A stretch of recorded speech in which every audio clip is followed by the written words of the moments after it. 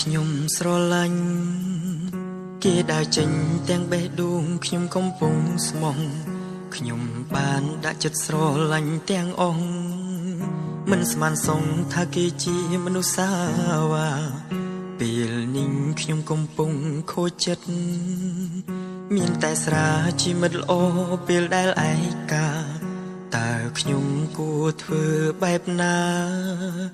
ទើបអាចបំភ្លេចគេចេញពីបេះដូងមកពីខ្ញុំដាក់ចិត្តស្មោះគេពេកមិនគិតដល់ថ្ងៃដែលគេសំបែកពេលនេះឈឺបានសម្រេចទោះឲ្យខ្ញុំយំដល់ស្អែកក៏គេមិនអាចត្រឡប់ដូចដើមមានតែស្រាមួយទេដែលកំដរពេលខ្ញុំសេតែមិនបានយូរទេបានត្រឹមតែមួយផ្លែពេលស្រវឹងកាលណាបេះដូងឈឺស្ទើរបែកក៏ព្រោះតែខ្ញុំនឹកដល់គេខ្លាំងពេកពេលនេះខ្ញុំផឹកសូរ៉ាចង់បំភ្លេចស្រីសាវាតែទោះជាយ៉ាងណាមិនអាចបំភ្លេចគេក្រោយពេលស្វាងស្រវឹងខ្ញុំនឹកគេម្លេះទេនឹកពេលដែលគេនោះមកសាងស្នេហ៍ជាមួយខ្ញុំ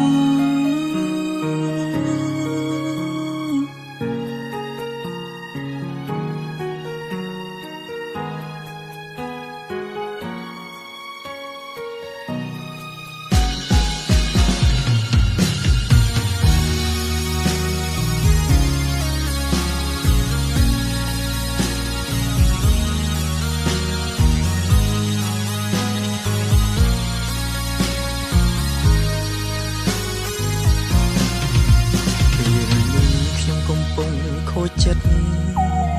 មានតែស្រាជាមិត្តល្អពេលដែលឯកាតើខ្ញុំគួរធ្វើបែបណាទើបអាចបំភ្លេចគេចេញពីបេះដូងមកពីខ្ញុំដាក់ចិត្តស្មោះគេពេកមិនគិតដល់ថ្ងៃដែលគេសំបែកពេលនេះឈឺបានសម្រេចទោះឲ្យខ្ញុំយំដល់ស្អែកក៏គេមិនអាចត្រឡប់ដូចដើមមានតែស្រាមួយទេដែលកំដរពេលខ្ញុំសេតែមិនបានយូរទេបានត្រឹមតែមួយផ្លែពេលស្រវឹងកាលណាបេះដូងឈឺស្ទើរបែកក៏ព្រោះតែខ្ញុំនឹកដល់គេខ្លាំងពេកពេលនេះខ្ញុំផឹកសូរ៉ា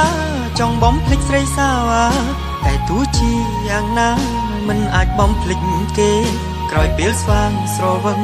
ខ្ញុំនឹកគេម្លេះទេនឹកពេលដែលគេនោះមកសាងស្នេហ៍